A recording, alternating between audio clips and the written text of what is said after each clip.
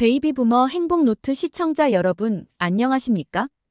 오늘은 다양한 직업을 가진 베이비부머가 몸으로 체험한 노후 생활에 대한 사연을 소개합니다.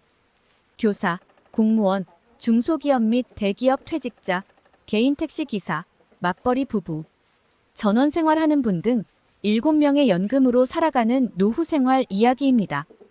이분들이 현재 연금을 얼마 받고 연금으로 생활비가 부족한 분은 어떤 방식으로 노후 생활비를 마련하는지, 그리고 어떤 유형의 사람이 노후 파산이 되는지, 부동산과 금융자산의 배분은 어떤 비율로 하고 있는지 퇴직자 7인의 삶으로 들어가 보겠습니다. 퇴직자 본인이 수기 형식으로 직접 써주신 사연을 지금 공개합니다. 우리나라 인구 5,100만 명 중에 60대 이상은 1,400만 명입니다. 국민연금을 받는 사람은 640만 명이고 공무원, 교사, 군인 등으로 직영연금을 받는 사람은 53만 명입니다. 그리고 65세 이상으로 기초연금을 받는 사람은 701만 명입니다. 지방에서 개인 택시하는 국민연금 수급자입니다. 자식들은 모두 출가했고 아내와 둘만 삽니다. 자가는 22평형 아파트이고 국민연금이 100만 원이 조금 넘는데요. 이 돈으로는 부족하여 개인 택시를 하고 있습니다. 개인 택시는 하루 9시간을 운전하는데 체력 관리를 위해 이틀 일하고 하루는 쉽니다. 지난달 택시 매출이 368만 원 나왔습니다. 연료비, 보험료, 조합비, 오일 교환, 타이어 교환 등으로 100만 원가량을 공제하고 나면 개인 택시에서 수입이 260만 원가량 됩니다. 여기에 국민연금 100만 원을 더하면 360만 원이 한 달 수입입니다. 국민연금 100만 원이 별거 아닌 것 같아도 역할이 대단합니다. 젊을 때에는 혀가 빠지도록 일해도 형편이 풀리지 않아서 고생도 많았는데 70살이 문 앞에 와 있는 지금은 풍족하지는 않지만 국민연금을 받고 나서는 괜찮아졌습니다. 베이비부머 중 많은 분이 택시 운전을 하고 있습니다. 노년에는 취업이 어렵다고는 하지만 택시업계는 특히 코로나 이후에는 기사 부족으로 구인난을 겪고 있습니다. 24년 10월 기준 서울시 조사에 따르면 개인 택시의 하루 평균 수익금은 15만 2천 원이며 월 평균 19일을 일하고 월 수입은 284만 7천 원가량입니다. 개인 택시 기사의 평균 연령은 65세, 법인 택시 기사 평균 연령은 63세입니다. 현재 65세로 1988년에 지방공무원으로 임용되었고 9년 전에 명예퇴직했습니다.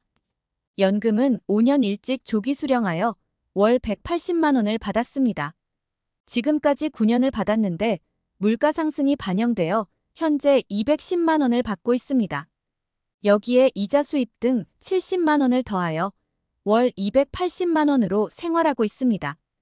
연금은 액수가 적더라도 조기로 빨리 받는 게 좋다고 생각합니다. 퇴직 후 소득 공백이 없어야 하기 때문입니다. 현재는 지방의 33평형 아파트에 사는데 부동산은 40%이고 예금, 주식 등 금융자산은 60% 정도로 자산 배분을 하고 있습니다. 그간의 경험으로 봐서 노후에는 목돈도 있어야 합니다.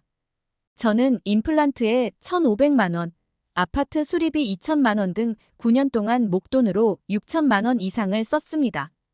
여기에 자식 결혼 비용을 생각하면 그것보다 훨씬 더 많을 것입니다. 아파트는 재산으로 생각하지도 않고 주거로 만족하며 주택연금을 들 생각입니다. 집을 그대로 두면 상속 문제가 발생되는데 주택연금을 들면 자식들에겐 쓰고 남은 목돈도 나누어 줄 수 있고 상속 문제는 자동으로 해결되기 때문입니다. 저희는 부부 합산 연금 200만 원 정도인데 생활비로 조금 부족할 듯 싶습니다. 현재 부동산과 현금 비중이 7대3 정도 되는데요. 조만간 부동산 하나를 처분해 현금화시켜서 3대7로 만들어서 생활비에 보탤 생각입니다. 21년 기준으로 부동산과 금융자산의 비율이 한국은 75대 25, 일본은 38대 62, 미국은 30대 70으로 우리나라의 부동산 비율이 압도적으로 높습니다. 한국의 부동산 버블이 꺼져 48% 하락해야 일본과 비슷해진다고 합니다. 일본 땅 3평을 팔아야 우리나라 땅 1평을 살 수 있다고 하니까요. 그만큼 우리나라의 부동산에 거품이 많이 끼어 있다는 걸 알 수 있습니다.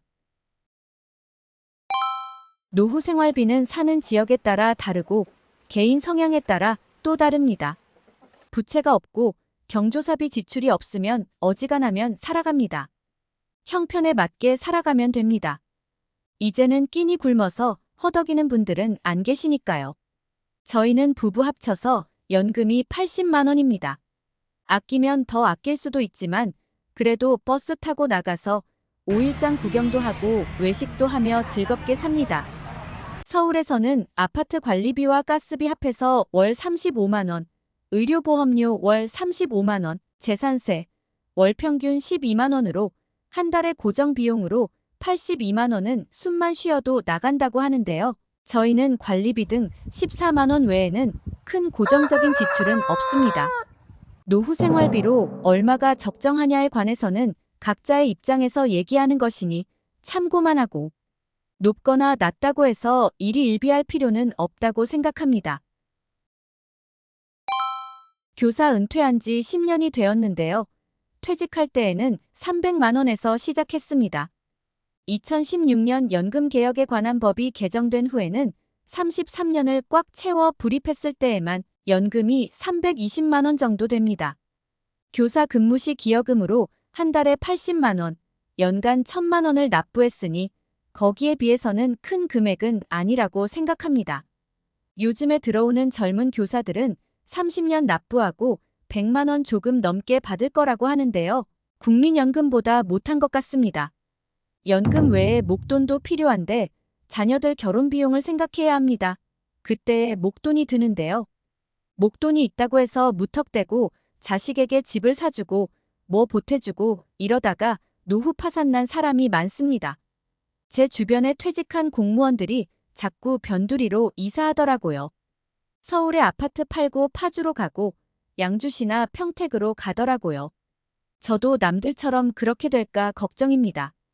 노후 파산하고 나서 자식에게 손 벌리면 그런 민폐가 또 없을 것입니다. 자식에게 폐 끼치지 않기 위해서라도 나의 노후는 내가 잘 지켜야 할 것입니다.